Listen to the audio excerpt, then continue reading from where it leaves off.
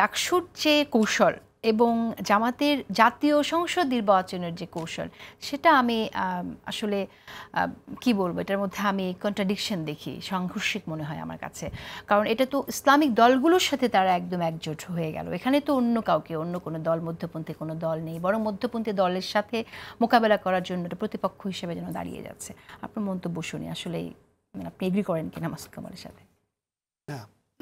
জামায়াত ইসলাম তো নানাভাবে প্রশ্নবিদ্ধ ছিলই, একাত্তর নিয়ে ছিল, তাদের ধর্মীয় অবস্থান নিয়ে আছে, তাদের দলীয় কার্যক্রম নিয়ে প্রশ্নবিদ্ধ ছিল, অতীত সংঘর্ষ, তাদের নেতাদের নামে, ছাত্র নেতাদের নামে যে রক কাটার, এটা কি শুধুই অপবাদ ছিল? তা তো না।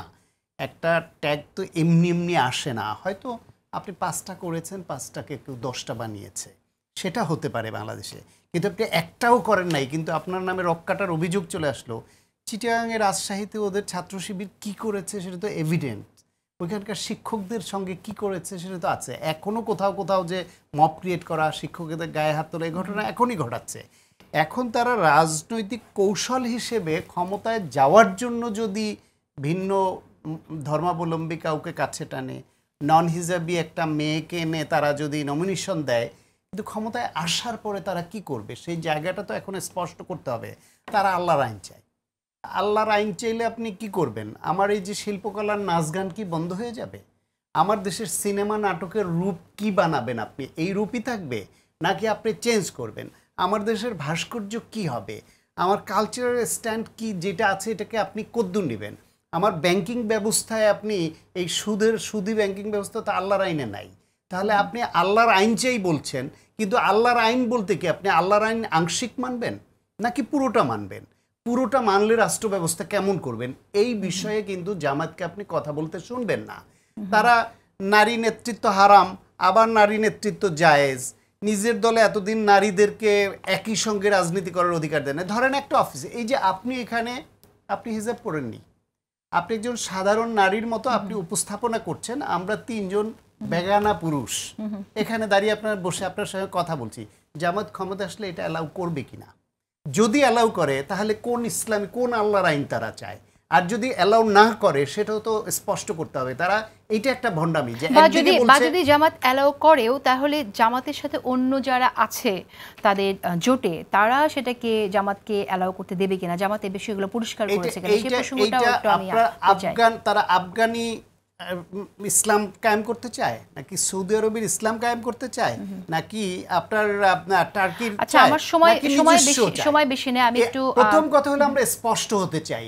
জামাতের স্পষ্ট না করাটা একটা ভণ্ডামি। ওকে, ঠিক আছে, তাদের অবস্থানটা স্পষ্ট করুক। ওকে, আমি একটু এখন যদি অন্য প্রসঙ্গে কথা বলি, তাহলে একটু বিএনপি নিয়ে একটু কথা বলি। যে বিএনপির বিরুদ্ধে যে অভিযোগ আছে, এই অভিযোগ আমরা জামাতের নেতাদের বিরুদ্ধেও শুনেছি, এনসিপির কয়েকজন নেতার বিরুদ্ধে অভিযোগ এসেছে, বেশ কিছু নেতার বিরুদ্ধে, সমন্বয়কদের বিরুদ্ধে অভিযোগ এসেছে, চাঁদাবাজির অভিযোগ।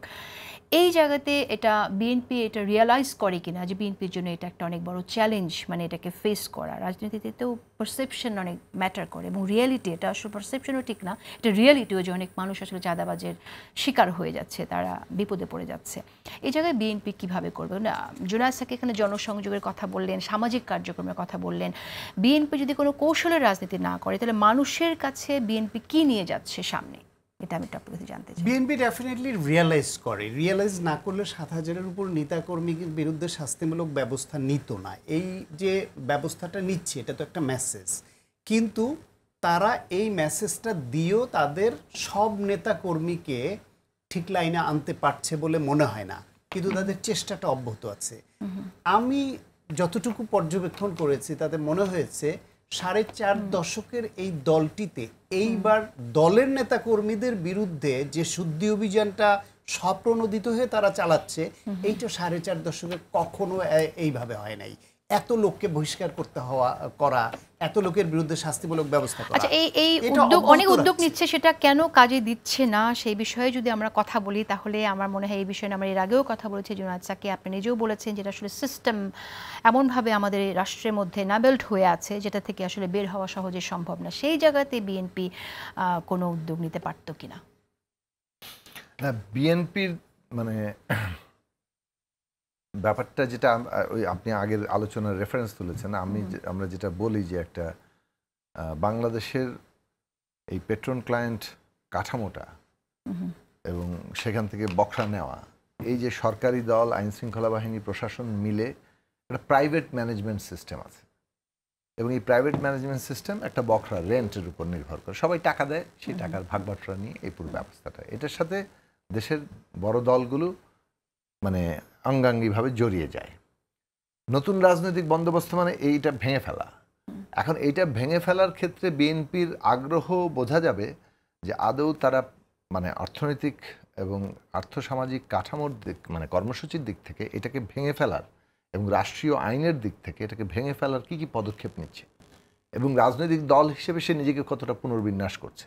আজকে বিএনপির অ্যাক্টিং চেয়ারপারসন তারেক রহমান সহ স্ট্যান্ডিং কমিটির অনেক নেতৃবৃন্দকেই আমরা দেখছি যে তারা চাঁদাবাজির বিরুদ্ধে কথা বলছেন, কিন্তু তাদের আহ্বান আর বিএনপির তলায় অ্যাকশন দুটোর মধ্যে তারেক রহমানের বিএনপি আর দেখা যাচ্ছে মানে বিএনপির তলা আসছে এক জায়গায় নাই। কিন্তু এই না থাকাটার একটা যেমন রাজনৈতিক দিক হচ্ছে যে তারা তাদের দলকে নিয়ন্ত্রণ করতে পারছেন না, আরেকটা দিক হচ্ছে যে দলটা যে কাঠামোর সাথে যুক্ত সেটা মানে যতক্ষণ না পর্যন্ত নতুন একটা আর্থসামাজিক ব্যবস্থা আসছে এটা রাতারাতি উড়ে যাবে তা না, শেষ করবেন। সেই জায়গা থেকে আমরা বলবো যে বিএনপির সদিচ্ছা নির্ভর করবে যে সে ওই আর্থসামাজিক কাঠামো এবং রাষ্ট্রীয় আইন বদলের কি পদক্ষেপ নিচ্ছে তার উপর নির্ভর করে ভবিষ্যতে জিনিসটা যাবে কিনা। আচ্ছা, আমি একটু ভিন্ন প্রসঙ্গে খুব ছোট করে শুনবো, আমাদের একেবারেই সময় নেই। আপনি জানেন ডাকসু নিয়ে অনিয়মের অভিযোগ তুলেছে ছাত্রদল এবং সেখানে 11টি অনিয়মের অভিযোগ দিয়েছে। এই অভিযোগগুলোর মধ্যে গুরুত্বপূর্ণ হচ্ছে প্রশাসনের পক্ষপাতিত্ব, নির্বাচনী আচরণবিধি সম্পর্কে অধিকাংশ পোলিং অফিসার ন্যূনতম ধারণা না থাকা,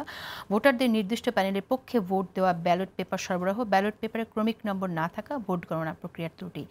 আপনি কিভাবে দেখছেন এই এতদিন পরে এসে ছাত্রদল অভিযোগটা সামনে এনেছে? এখানে আসলে প্রশাসনের কি হওয়া উচিত? একটা নির্বাচন এতদিন পর হলো এবং সেখানে প্রশ্নগুলো সামনে উত্থাপিত হলো।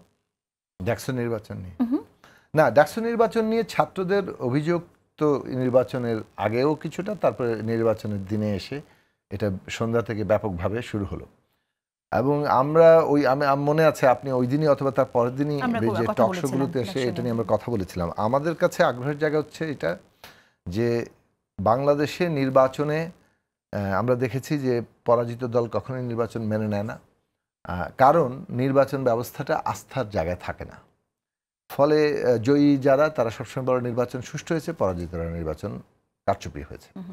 এর মূল সংকটের জায়গাটা কিন্তু নির্বাচন সকলের আস্থার জায়গায়, সকলের গ্রহণযোগ্য জায়গায় হচ্ছে না। একটা গ্রহণযোগ্য নির্বাচন করাটা খুব জরুরি বাংলাদেশের গণতান্ত্রিক অস্তিত্বের জন্য। এখন সে কারণে বিশ্ববিদ্যালয় পর্যায়ে কেন এইরকম অবস্থা হবে যেখানে অভিযোগ থাকবে এবং বিশ্ববিদ্যালয় কর্তৃপক্ষের অবশ্যই অত্যন্ত গুরুত্বের সাথে এই প্রত্যেকটা অভিযোগ তদন্ত করা উচিত এবং ছাত্রদের মধ্যে একটা গ্রহণযোগ্য জায়গা প্রতিষ্ঠা করা উচিত। না হলে আমরা যে উত্তরণ চাইছি সেই উত্তরণ সম্ভব হবে না, ক্ষতিগ্রস্ত হবে এবং ফ্যাসিস্ট আবার বলবে যে দেখো তোমরাও এই একই কাজই করেছো। শেষ করে দিতে হবে। মাসুদ কামাল, আমি আপনার কাছে শুনতে চাই এই বিষয়ে খুব সংক্ষেপে 30 সেকেন্ডসে যদি আপনি ডাকসু নিয়ে ছাত্রদলের যে অভিযোগ সেটা নিয়ে যদি বলেন। মানে নির্বাচন তো হয়ে গেছে, নির্বাচনের ফলও হয়ে গেছে, যে অভিযোগগুলো তারা করেছে যদি সেই অভিযোগগুলো সত্যও হয় তবু নির্বাচনের ফলে খুব একটা পার্থক্য হবে না, কারণ ভোটের ডিফারেন্স তো অনেক। আসলে এগুলো সব ঠিক আছে, কিন্তু আমার কথা হলো কি, যদি এই অনিয়মগুলো হয়ে থাকে এটা আমি মনে করি কঠোর তদন্ত হওয়া উচিত। যদি অনিয়ম করে একটা ভোটও কেউ দেওয়ার ব্যবস্থা করে, সে ভোটের সংখ্যাটা ইম্পর্টেন্ট না, অনিয়মটা ইম্পর্টেন্ট। একজন টিচার অথবা দায়িত্বপ্রাপ্ত ব্যক্তি কেন অনিয়ম করবেন এবং তার কঠোরতম মানে দৃষ্টান্তমূলক একটা ব্যবস্থা নেওয়া উচিত। ধন্যবাদ আপনাকে। 10 সেকেন্ডস। হ্যাঁ, সাকাত হোসেন শান্ত। না, একই কথা, আমি একমত যে এর সুষ্ঠু তদন্ত হওয়া দরকার, এইটা একটা দিক। আর আরেকটা হচ্ছে ছাত্রদল এই ফাইন্ড আউট করেছে, তো ফলে ভবিষ্যতে যে কোনো ছাত্র সংসদ নির্বাচন হোক, জাতীয় নির্বাচন হোক, তাদের এই নির্বাচনের আগেই এই অনিয়মগুলো ধরবার, মোকাবেলা করবার এবং এটা প্রতিহত করে সঠিক নির্বাচন প্রস্তুতি